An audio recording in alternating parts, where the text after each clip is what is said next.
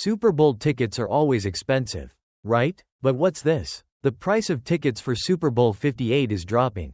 Even though we've got the Kansas City Chiefs aiming for an unprecedented third straight Super Bowl win and President Trump making his first ever appearance at the big game. Sounds like a perfect storm for skyrocketing ticket prices, doesn't it? Well, shockingly, that's not the case this year. Ticket prices are sliding, and that has fans and brokers alike scratching their heads. In this video, we're breaking down why prices are lower than expected, how low they could go, and whether President Trump's attendance could have anything to do with it. So, make sure to hit that like button and subscribe, because we're about to dive into some Super Bowl ticket drama. Super Bowl ticket prices dropping? Alright, let's start with the basics. Ticket prices for Super Bowl 58. Set to take place in New Orleans at the Caesars Superdome, have taken a surprising dip. As of Tuesday, the cheapest available ticket, known as the get-in price, was down below $4. Yes, you heard that right, for a Super Bowl ticket. In comparison to previous years, where tickets were regularly priced well over $7 around this time. The drop is definitely unexpected. In fact, prices have fallen by a whopping 35% in just the past week alone. We're seeing a strange situation where, even with the Chiefs going for history and Trump attending, ticket prices aren't exactly soaring. So, why the drop? Theories behind the price drop. Let's dive into some theories. And there are a few floating around that explain this ticket price decline. A rematch fatigue. This isn't the first time the Chiefs and Eagles have faced off in the Super Bowl. In fact, they just played in the big game last year, with the Chiefs securing a nail-biting 38-35 victory. For many fans, seeing a repeat matchup less than a year later might not carry the same excitement. The novelty is gone. Typically, brokers don't love rematches unless they're between teams with large, nationwide fan bases and broad appeal. The Chiefs and Eagles, while fantastic teams, don't seem to have the kind of widespread appeal to drive the ticket market into overdrive. The Chiefs' dominance, a fanbase burnout. Here's another angle. The Chiefs have made it to the Super Bowl 5 times in the last 6 years, yes. 5. It's kind of like when the New England Patriots went on their Super Bowl streak during the Tom Brady era. Fans start to get a little fatigued by the same teams showing up year after year.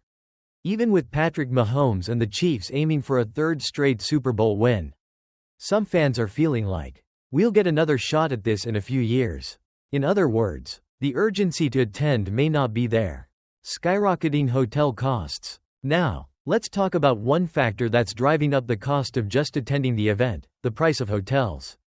Cities hosting major events like the Super Bowl tend to inflate hotel rates. And New Orleans is no exception. Many hotels are requiring multiple night stays, which can quickly add up.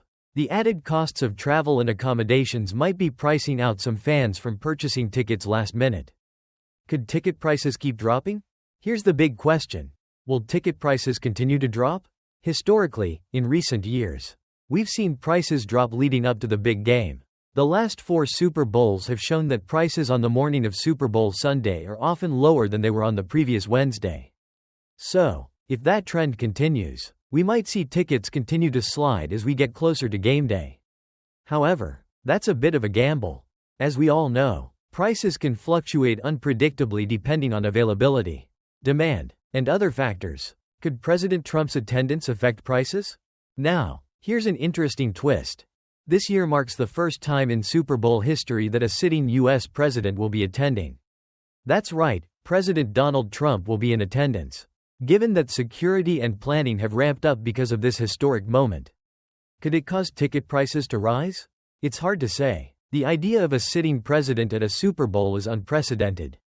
And it's unclear whether his presence will increase demand or turn some fans off. Brokers are watching closely to see what effect, if any, his attendance will have on ticket prices. What's next for Super Bowl 58 ticket prices? As for what's next, ticket brokers will likely be watching the trends closely over the next few days. In years past, prices for the game have fluctuated, and we could see some upward shifts as we get closer to game day.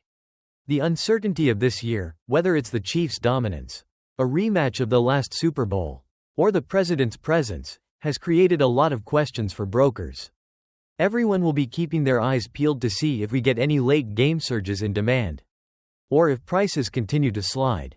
It's a strange dynamic this year, and we're all watching to see how it plays out. Conclusion. So, what do you think about the situation? Will ticket prices keep dropping as we get closer to Super Bowl Sunday? Or do you think the Chiefs' bid for a three-peat and President Trump's attendance will drive demand back up? Let us know your thoughts in the comments below. And, of course, if you found this video helpful, be sure to give it a thumbs up and subscribe for more updates on the big game and all things NFL. Thanks for watching, and I'll see you next time. That's it for today's deep dive into Super Bowl 58 ticket prices. Whether you're looking to score a last-minute ticket or just following along with the drama, we've got you covered. Stay tuned for more Super Bowl content. And who knows, maybe next year, we'll be talking about even crazier ticket trends. Until then, stay safe, and enjoy the game, no matter where you're watching from. Alright, folks, grab your popcorn, because this year's Super Bowl might be the most dramatic one yet. If you're gearing up for Super Bowl 57 and finding yourself rooting for the Philadelphia Eagles, well, you're definitely not alone. But let me tell you, the team that most of America loves to hate right now is none other than the Kansas City Chiefs. Yep, that's right. The team that used to be everyone's feel-good story has now earned themselves the title of NFL's new villains. And surprisingly, they're loving it. We're talking about Patrick Mahomes, Travis Kelce, and the rest of the Chiefs who've gone from the NFL's underdogs to the team everyone loves to root against. But how did it all happen? How did a team that once inspired nothing but admiration suddenly find itself as the villain? Well, stick around, because we're breaking it all down. And hey, before we get started, if you're into NFL drama, come on, hit that subscribe button and let's dive into the Chiefs' reign of dominance, controversy, and of course, a possible third Super Bowl win in a row. The Chiefs, from heroes to villains. Let's take it back for a second. A few years ago, the Kansas City Chiefs were the team everyone could get behind. We're talking about a young quarterback with the heart and smile of a golden retriever, Patrick Mahomes, and an offense so electric, it was like watching a video game in real life. Andy Reid, the lovable head coach with a sense of humor that made him one of the most relatable figures in the NFL, leading the charge. And then, you had a fan base that wasn't obnoxious or entitled.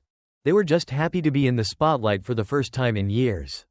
So, what happened? How did the Chiefs, once America's darlings, suddenly become the team everyone loves to root against? Simple. They kept winning. And winning. And winning. We're talking about 5 Super Bowl appearances in the past 6 seasons. And now, they're trying to make history by winning 3 in a row. That's right, 3. People don't hate teams that are doing badly. But when you keep winning year after year, eventually, the love turns into envy. And in the NFL, envy can quickly turn into hatred. Travis Kelce's surprising take. So, how does Travis Kelce feel about all this? You might expect him to be all salty about it, right? But no, this guy is embracing the villain role with open arms. At Super Bowl opening night, he had a huge smile on his face when he said, "People hate the Chiefs? I didn't know that." The man's got the swagger of a guy who knows he's at the top of the food chain. And let's be honest, he's not wrong. When you're constantly at the top, you become the target. And for Kelce, it's like the NFL's version of a badge of honor. The new Patriots? Now, let's talk about something that's been happening on social media lately. A lot of fans are comparing the Chiefs to the New England Patriots of the Tom Brady era. You remember that, right? Back when the Patriots were winning every other Super Bowl, and no one could stand them anymore. Well, here we are again, except this time, it's the Chiefs sitting at the top. It's kind of funny how history repeats itself, right? The Chiefs are the new Patriots. Except, well, they don't have the scandalous past like Spygate or Deflategate to stir the pot. Instead, the hate is all about the wins, the constant primetime games, and, get this, the referees. You've heard it before. The Chiefs get all the calls. And you know what? Commissioner Roger Goodell had to step in and address that ridiculous theory. Let's hear it from Chiefs safety Justin Reid. "We play so many primetime games. It's just recency bias," he said. But hey, every time a 50-50 call goes in the Chiefs' favor, it becomes part of the conspiracy theory that the league is somehow rigged. I mean, come on, It's all part of the game. If you're winning, people will always find a reason to tear you down. What's really driving the hate? So why all the hate? Though, I mean, the Chiefs aren't out here throwing deflated footballs or spying on teams. There's no scandal, just straight-up dominance. Some fans have even suggested that there's a conspiracy to help the Chiefs win. But Chiefs owner Clark Hunt puts it simply. You know how everyone in the NFL wants to compete to win. That's true of our guys as well. The referees are doing the best job they can. He's got a point. When you're on top, people are always going to start making excuses for your success. And if you're getting the job done, well, that's just the price you pay. The Chiefs' historic run. Speaking of success, let's talk about what's really at stake here: history. The Chiefs are aiming for their third straight Super Bowl win, something no one has done before. They're trying to make it into a dynasty. And whether you love them or hate them, you can't deny that what they've done in the past few years is downright impressive. The Chiefs had a phenomenal 2023 regular season, finishing 15-2, one of the best records in the NFL. Sure, they took a small L in Week 18, but they rested their starters. In the playoffs, they faced tough teams like the Buffalo Bills and Houston Texans, and came out victorious. Yet again, if they win this Super Bowl, it will cement their place in history as one of the NFL's most successful franchises of all time.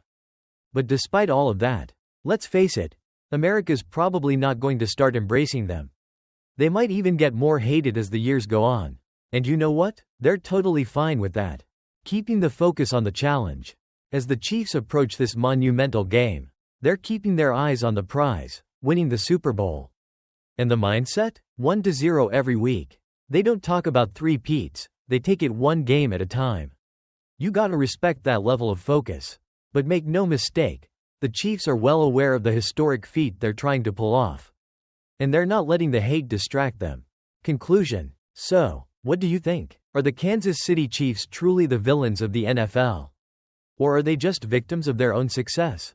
Either way, they're on the verge of making history.